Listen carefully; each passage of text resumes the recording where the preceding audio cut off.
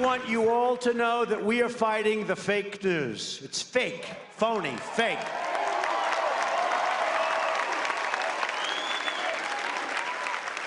A few days ago, I called the fake news the enemy of the people, and they are. They are the enemy of the people.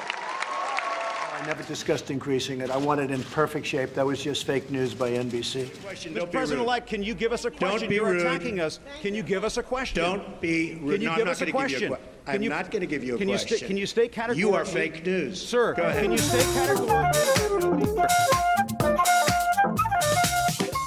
I'm Linda Hirsch, and this is EdCast, a program created and produced by educators for everyone interested in education. The president frequently rails against fake news, accusing major media outlets of being untruthful, especially when it comes to their coverage of him. Is the president correct? Are the Washington Post and CNN guilty of disseminating fake news? And what is fake news? Who's spreading it? Do we know it when we see it? Today, EdCast examines how we can all do better at discerning fact from fiction. I'll be joined by an educator and curriculum specialist at the New York Academy of Sciences to see what teachers can do to get students to be critical readers and thinkers. Along the way, we'll look at how we can all become less susceptible to the barrage of information meant to deceive.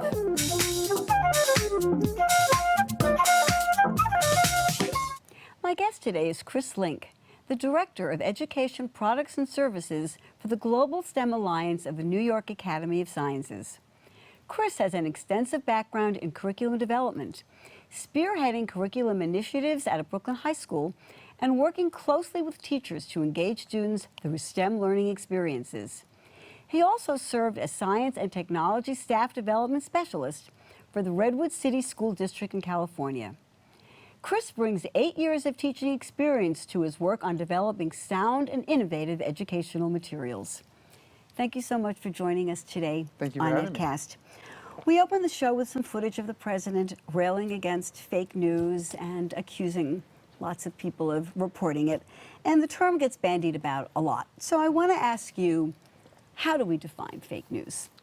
I would define fake news as either intentionally misleading or just false information that is published by a media of some sort with an intent to either mislead or confuse or maybe incite some emotion in its reader.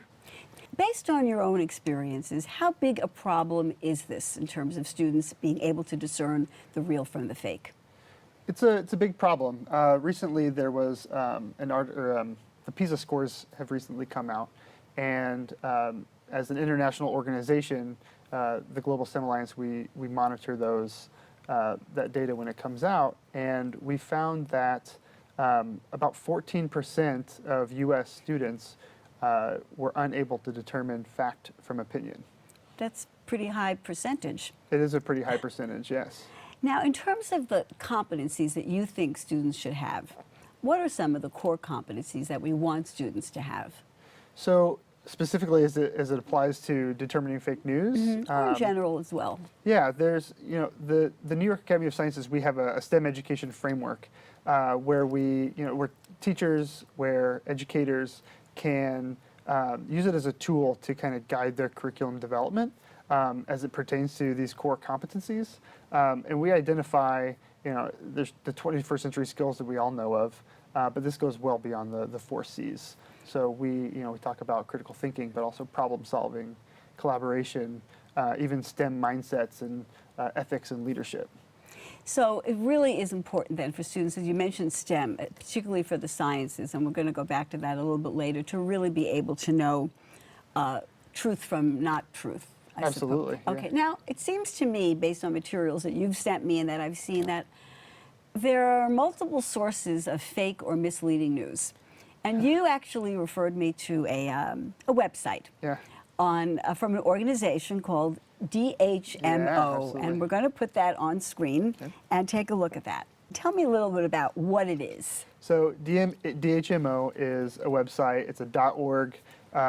So students get there, and well, I should back up and say that I've used this in my classroom as a way to kind of lure students into the experience of having to vet a website on their own. So when they get there, they immediately see that it's a .org, and they start to think that, you know, if it's a .org, you know, those are types of websites that we can tend to trust. And when they get to DHMO, they read through the literature that suggests that, you know, DHMO causes cancer, and that it's in our water, and that, like, it's everywhere. And how I've used it in the past is, as students start to do research on this website, you know, through conversations, maybe we will we'll create a petition, and students will go around the school and have people sign a petition to ban DHMO.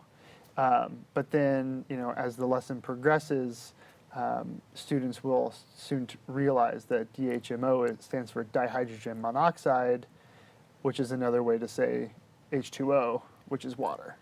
And so they get that firsthand experience of kind of being duped by what looks like a credible resource. It duped me when you first sent it to me. I took a look and I said, "Oh, what's this?" Yeah. So I really see that. So one of the important things, I guess, is helping students, and maybe most of us, figure out ways to determine the legitimacy of a source. Yeah. And another piece of information that you sent me, I think you said it came from Cornell perhaps, or Castleton, was how to spot fake news. And I want to talk about some of the aspects of how to spot fake news. We'll have it up on the screen for people to take a look at. But there are some major factors that you tell students. Absolutely. Consider the source. Okay, what does that mean, consider the source? So even to back up to the DHMO, you know, does the publishing, does the media, does the website have a message that they're trying to get out? Do they have some sort of a bias? Are they trying to make money by drawing you in with a sensational sounding headline? And then, you know, there's also considering the source is, you know, is this a website where is it the New York Times? Is it somewhere that has journalists who are vetting their information, vetting their resources, doing their own research, or is it somebody who is kind of citing an opinion about a piece that they've already read? So you need to also check the author. Checking the author is imperative. You know, a lot of websites, credible websites, will publish bios about their authors. And, you know, it's also important to follow the links within the page, or even do a Google search to see if the information that you just read is available other places. Because if it's not, then, you know, chances are this is somebody's opinion. Something that even takes me in sometimes is that a lot of these sites like to quote authorities. They'll say something like Harvard professor says, or scientists say. And I guess we all sort of accept that. Yeah. So how do you help students see through even something like that? I love it when they say scientists say. It's scientists say, it's right? so ethereal. I'm like, Yeah, who are these scientists? So what I would do when they say scientists say is, can you pinpoint to a specific scientist? If they pinpoint to a Harvard scientist, vet to make sure that is an actual Harvard scientist. It's pretty easy to go to a Harvard website or find other publications that this scientist has produced to ensure that this is an actual person, not just, you know, a made-up name with a made-up title as a way to get a point across. Okay. Now the other thing, of course, you say is check the date. And Always why is check that the important? date. Yeah, always check the date. You know, sometimes as events happen in the world, sometimes they recycle old articles, and but just because it sounds relevant, or the article seems relevant, doesn't necessarily mean it's tailored specifically to this kind of event. So always check the date to make sure that it is a new version and updated with current knowledge. The chart also asks students and all of us to see if something is a joke. And tell me a little about that. What happens to people? Yeah, you know, sarcasm and satire are hard to decipher in written text. And so, what may be an article published by the infamous The Onion could be, or other sites that are less well known, start to become spread around as like, oh my gosh, this can't be real. But people, I think their confirmation bias, their desire for it to be real, is what perpetuates it and like gets it spread around a little bit. I was taken myself by check your biases, Yeah. because I have to say that I'm sure that I am guilty of approaching news with my own bias. Yeah, I mean, we all have we all have experiences in the world that inform the way we view and interact with new information. And whether or not we know what those experiences are, or the way that it's manifesting itself when we read these headlines, we seek to either confirm or deny something that we've already convinced ourselves of. So I would say confirmation, like checking your confirmation bias, is to just kind of pump the brakes, make sure that the article is fact, so that you're not just confirming something that you already believe. We say we live in a post-truth world, and I know that people that I've had disagreements with about news have said things to me like, well, everybody lies, or all of the news sources lie. I've said, oh, I don't watch Fox News or something. So, well, nobody tells the truth. How do you deal with that in the classroom? Well, I think that everybody has an opinion. Okay. And some people, some articles like this are published in a way where the author doesn't necessarily know that they're not true. So I tried to give benefit of the doubt there, but it's also important to research beyond that. I know that also the chart says to ask an expert. So who can students go to if they really are unsure? The librarian is a great place to start. And the way social media works now, it's a kind of a double-edged sword, right? Where it can spread and disseminate misinformation, but it also allows us to access researchers and other scientists, the actual authors of the article, much easier. You can tweet at somebody, you can send them a direct message. So there's a lot of ways to go about finding an actual expert on the topic. And are there websites that students can go to that maybe talk a little bit about, myths or things that are not true? Yeah, absolutely. There's a lot of websites. There's politifact.com, and then there's a few more escaping me right now. I sometimes go to Snopes. Snopes, Is that, yeah, Snopes.com. I go myself there, And then there's also factcheck.org. These are all websites where you can go to just to confirm whether or not something is legitimate. I think these days we could be on those all the time. Yes, we could. So I noticed that, of course, that as a curriculum specialist and a former teacher, you really try to produce materials that are innovative and are different and that are engaging. I mean, I must say they're very engaging. And I was really taken by a game that's available called Factitious. Tell us a little about Factitious, and in a moment we'll look at it, but tell us first a little bit about Factitious. Yeah, Factitious is a website where it's a game where you can tally up points and you can compete against your friends or other students in the class. And what you do is you navigate through, it pops up articles with a headline and a little bit of text. You can follow the text to another website, to the actual website. But you get to rank the articles as either fact or fake. And if you get it right, you get points. If you get it wrong, it tells you why you got it wrong, or this is a satirical site, things like that. Yeah. Let's take a look at it and do a little run through of it. All right, so you can see that it's starting at the easy at the top, and you can build your way down to hard. So Trump says he made a trade claim in meeting with Trudeau. Oh. Incorrect, okay? And tells the student why. Yeah, so you can see at the bottom of the screen where fact or fake, you get to mark it with a red X or a green check. Now this is a pretty pretty outlandish headline. But But I think it ended that was up the being drunk driver? the drunk driver running back to the car. I don't recall if that was. Rudy Giuliani says truth isn't truth. Did he say that? Looked like that was actually. Yeah, he a news actually said article. that. Okay.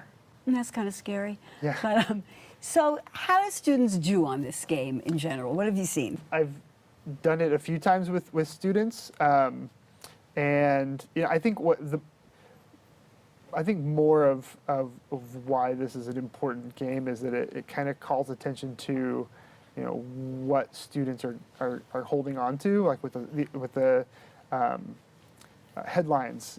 Sometimes those were pretty sensational headlines that we were seeing. Some of them were actually true. So it's important to know that even if it's a sensational headline, it could be trying to grab your attention, which I think is an important aspect. But you got to read a little bit further. So. Yeah. And do students enjoy the game? Do they discuss it in the class? How does it usually work? Yeah, I think that you could set up a learning experience with students where if you could go through it slowly and have them vote, have them even argue back and forth whether or not or why they think it's a good, or why they think it's fact, why they think it's fictitious. And really, and then as you advance, you can talk about why it was fake or why it was fact and who was right and why. And I suppose it also helps students appreciate the biases that they bring to something. They may think something is true or false based on what they believe or what they think. Yeah. It's really, I have to say that I didn't get a perfect score.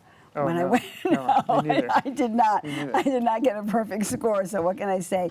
Let's talk a little bit about again what happens in the classroom and how teachers and educators can help students have a better sense of fact and fiction and the truth and not truth, because it seems really important. So another slide that you sent me was something called fact or fake, and we're going to put that up as well.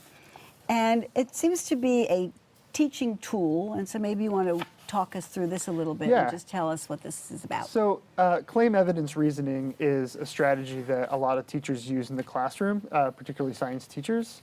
And it's generally used in a way where students will, maybe they'll do a research project and they'll do a lab experience and they'll state a claim and they'll support it with evidence and justify it with their reasoning. I like to turn that around a little bit and ask students to read a news article. So a lot of teachers will start a new unit or a new topic by reading an article so that it ties the learning to a real life scenario. So if you take that news article and ask students to maybe take a yellow highlighter and highlight all the claims that the author is making. And then you can even step back and evaluate that and say, well, what are these claims? How are these claims making me feel? Am I outraged by these? Do I feel smug? And then to take it a step further is with a green highlighter, you can highlight all the evidence that supports that claim. And then even with the pink highlighters, you can highlight all the reasoning that the author is using. And by sectioning out these pieces, you can start to parse apart, what the point of the article is, justify, or you can even start to think about, how that article is making an argument, if that's the nature of the article. So it really asks students to really dissect and to think about what they're being presented with. I found it really interesting because, I work with students as well, and I think we have the same issues on the college level, and I think as adults, even out of school, I think we have these same issues. So I liked having the idea of identify the claim, identify the evidence, and you even say do a fact check. Yeah. And you refer them to some of the sites like Fact Check and Snopes and things like that. And then the reasoning. Does the reasoning make sense to you? Sometimes I think maybe this is where we all fall down. Yeah. That it's really hard to analyze our own reasoning sometimes and somebody else's. Do you find that's an issue for students too? Oh, absolutely. Just like you said, it's difficult for adults. It's going to be difficult for students.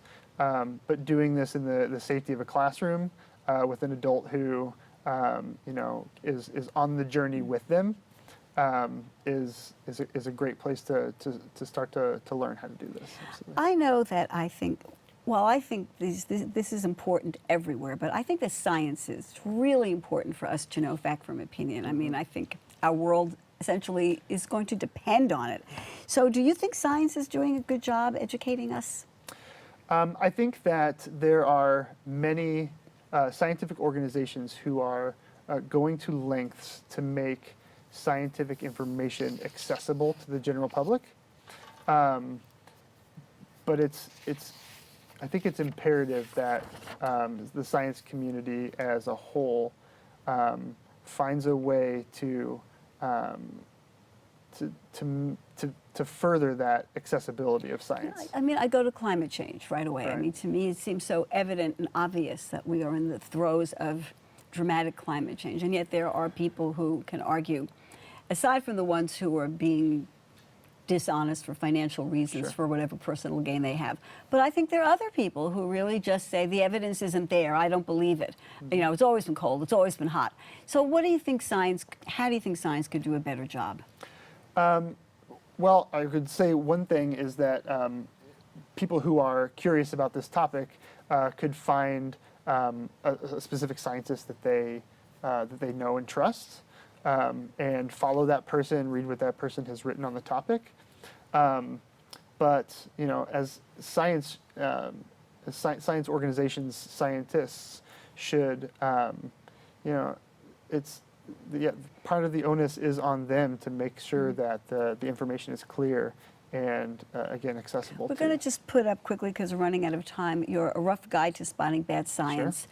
We don't have much time to talk about it in detail, but just tell me what are some of the highlights that you think people should be aware of in spotting bad science? Yeah, I think that sensationalized headlines are a big thing to look out for. If you're reading a headline and it's in all caps or has exclamation points behind it, maybe think twice about that one. Those are my favorite, just Yeah. yeah. And let's see here, conflicts of interest. One thing I'll say about conflicts of interest is that, big companies, big pharma, these companies, they sponsor research. They ask scientists to do research on their behalf. For example, maybe they want to prove that a drug cures what they say it cures. But that doesn't mean that the research behind is bogus, right? And I think that that's a misconception, is that just because big pharma pays for something specific or pays for a scientist to conduct research doesn't mean that scientist is then biased. That's interesting. We're going to wrap up, and I just want to ask you very briefly, what do you think overall we should be doing in schools to really help students become better users of news? Yeah, we need to. I think it would behoove us to work in these experiences for students where they have to do their own research. They have to maybe even talk with their peers, talk with a teacher about what they're reading. We do research projects all the time for students, but it'd be great for students to get more experiences with that. Thank you so much for joining us today. This has been a very enlightening conversation that I think is relevant to everybody. So, Chris Link from the New York Academy of Sciences, thank you so much for joining us. Thank you for having me. Don't go away. We'll be back with our Ed Bites, but right before that, we have a little video to share with you that we think you'll enjoy.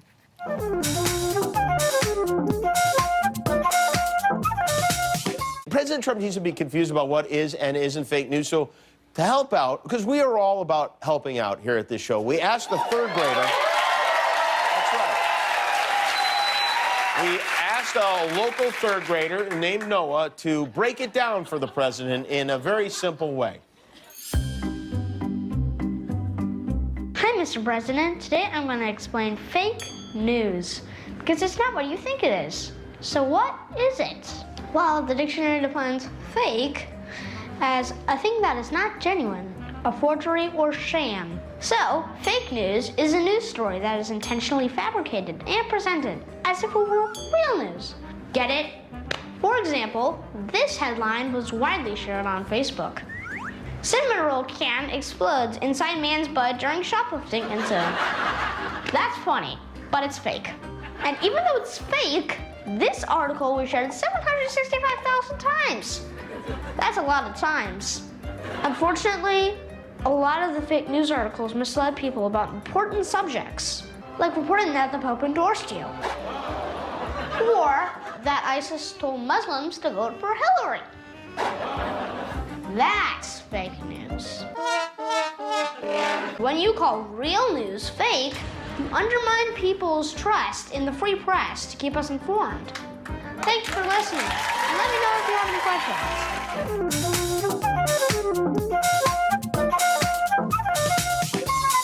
Welcome back to this edition of EdBites. As a follow-up to our recent show on the optional SAT in college admissions, we report that a University of California panel refused to endorse removing the SAT and ACT as admissions requirements. As we've noted, some argue that the tests are not reliable indicators of success and disadvantage low-income and minority students. Yet, according to a report in Education Dive, UC found that the test scores were good predictors of student academic performance. This contradicts a new study that sees high school GPAs as better predictors of college graduation rates than ACT scores. Responding to growing anti-Semitism and bias incidents across the city, the New York City school system will implement a targeted curriculum in 2020-21. The goal is to use the classroom and specially designed materials to educate students and combat hate crimes. Chancellor Richard Carranza says in the meantime, schools will get access to other resources on the subject to use during the current school year. EdCast will report on the development of the new curriculum in an upcoming program. According to ACT-FL Smart Brief, the borough of Queens is Earth's most linguistically diverse community. There are more than 800 languages spoken there. This linguistic variety allows linguists to study and preserve some languages that may be in danger of disappearing. The Endangered Language Alliance is working with immigrants in Queens to keep their native tongues alive. Do you have memories of working on a science fair project? Your old exploding volcano might not cut it anymore. Today's science fair reflects changes in pedagogy and new science standards. The emphasis is on project-based learning, interdisciplinary approaches, and using the scientific method. Many projects are now completed at school and tackle serious issues such as climate change and disease. That's it for this edition of EdCast. Join us next time for more important conversations about education. We'd like to hear from you. Please send your thoughts and comments to CUNYEdcast@gmail.com.